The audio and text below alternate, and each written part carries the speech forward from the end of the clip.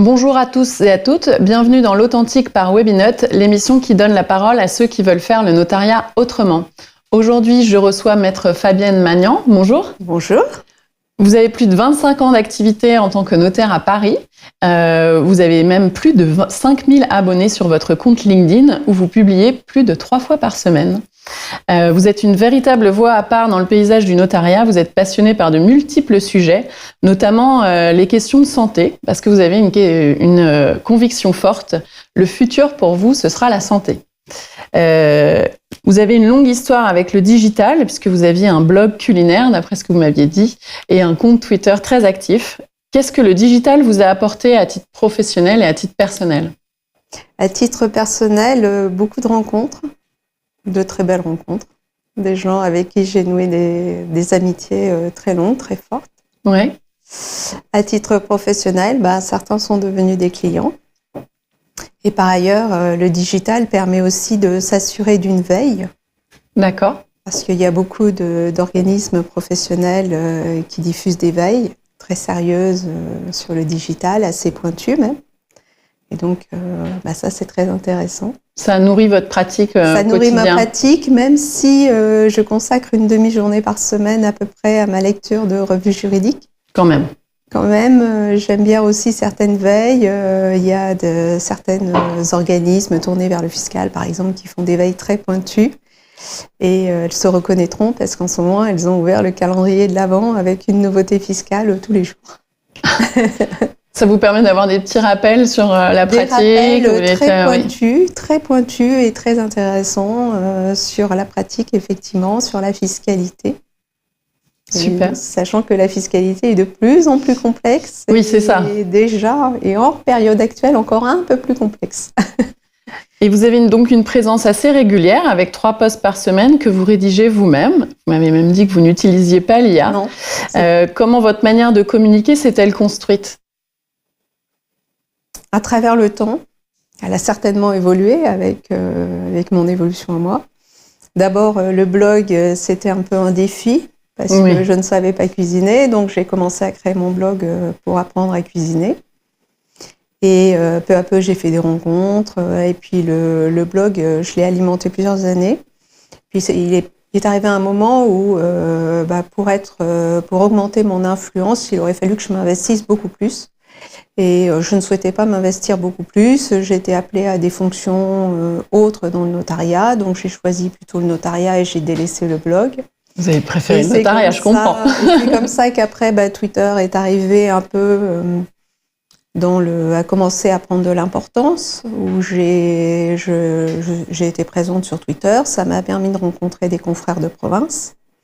Ça m'a permis de rencontrer des personnes aussi, parce qu'à l'époque du tout début de Twitter, il y avait beaucoup d'apéros qui étaient organisés pour se rencontrer. Il y avait ce qu'on appelait les tabacs, les tweets apéros, banque et assurance. D'accord. Ouais. J'ai rencontré notamment Florian Ray, qui est un homme extraordinaire, qui a créé beaucoup de choses, qui aime beaucoup le lien. Et donc, il m'a permis de rencontrer d'autres personnes. Donc, et au fur et à mesure, j'ai évolué, j'ai rencontré d'autres personnes. J'ai rencontré beaucoup de personnes tournées vers le digital, la communication, le marketing, dans des secteurs très variés, que ça soit SNCF, que ça soit l'assurance, que ça soit... Ça vous a ouvert sur plein de mondes professionnels. Sur un autre monde autre que le notariat. Oui. Et qui m'a toujours intéressée parce qu'il y avait toujours énormément de choses à apprendre. Je comprends. Et du coup, vous m'aviez dit en préparant cette interview que pour vous, le futur, ce serait la santé. C'est un grand sujet d'avenir, selon vous. Pourquoi est-ce que c'est important pour vous en tant que notaire, ce sujet, et qu'est-ce que vous faites comme lien avec justement votre pratique notariale ? Alors, je le fais d'abord pour moi, je le fais aussi pour mes collaborateurs, le lien, et puis pour les clients aussi. Pour moi, on ne peut pas diriger une entreprise si on n'est pas en bonne santé.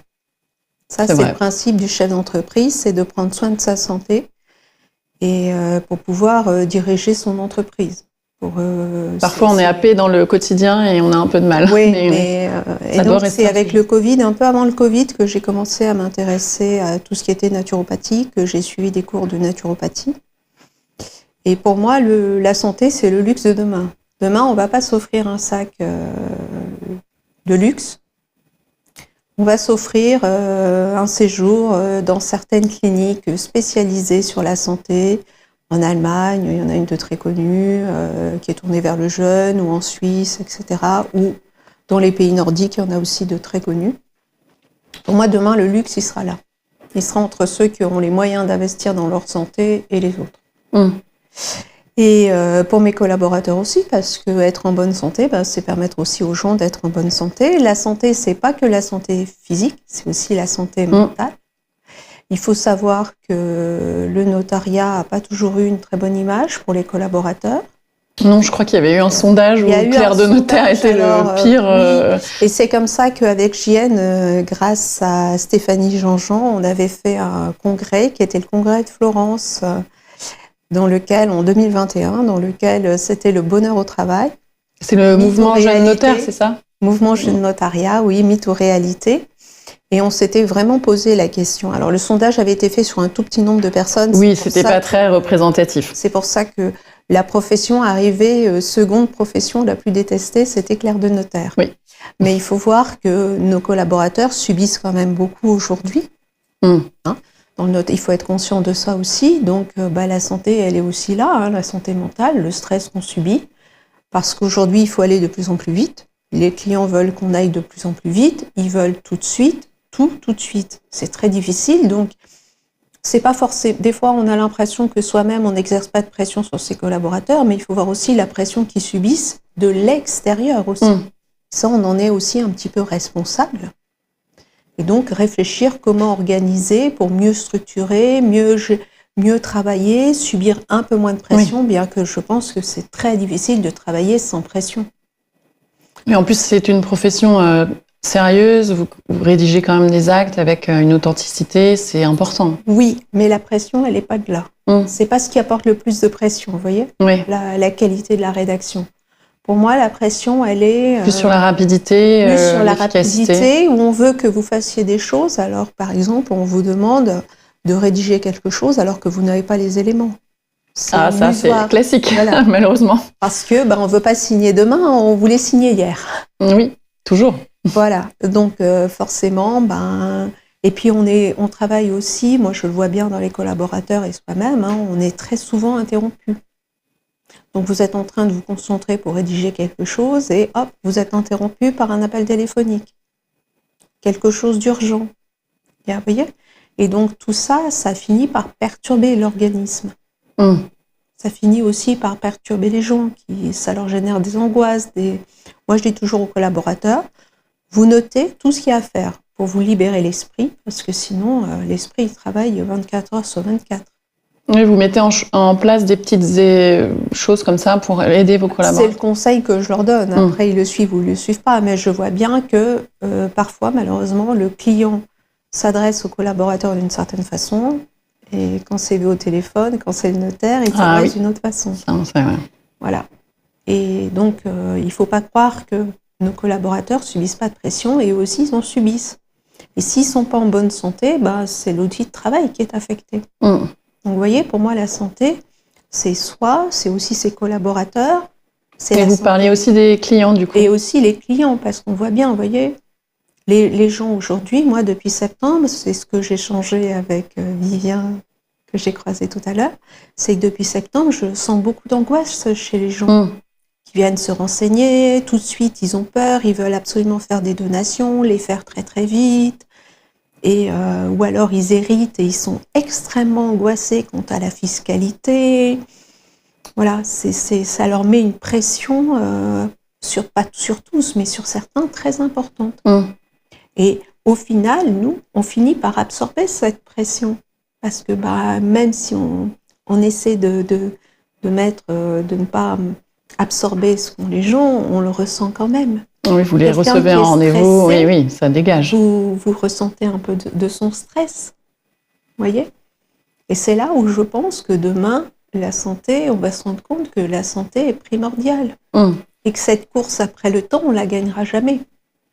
Et donc le digital, ça vous a ouvert sur ce sujet-là et aussi sur... Ça m'a ouvert sur la santé, Oui. parce que d'abord, moi, le digital, je suis pas connectée 24 heures sur 24. Là aussi, c'est important de rester soi, de sa propre image. Et ça m'a ouvert sur d'autres recherches, de rencontrer d'autres gens dans d'autres secteurs. Garder un équilibre quand même, de ne pas être que notaire finalement. Oui, de ne pas être que notaire, mais oui, la santé du chef d'entreprise, c'est quelque chose qui me tient à cœur et c'est quelque chose sur lequel on va faire des choses avec JN parce que pour moi, c'est très important. Oui, vous pensez que ça va être Oui, et regardez les gens les plus riches aujourd'hui dans le monde, leur préoccupation principale, c'est leur santé. Okay. C'est leur autonomie, c'est leur santé. Et l'autonomie, elle commence par la santé. Et vous le voyez avec les gens que, moi, quand je fais des successions, ou les gens que j'ai côtoyés, qui sont maintenant très âgés, la perte d'autonomie, elle est liée à votre santé. C'est vrai que le notaire, là, joue un rôle primordial dans ces sujets-là.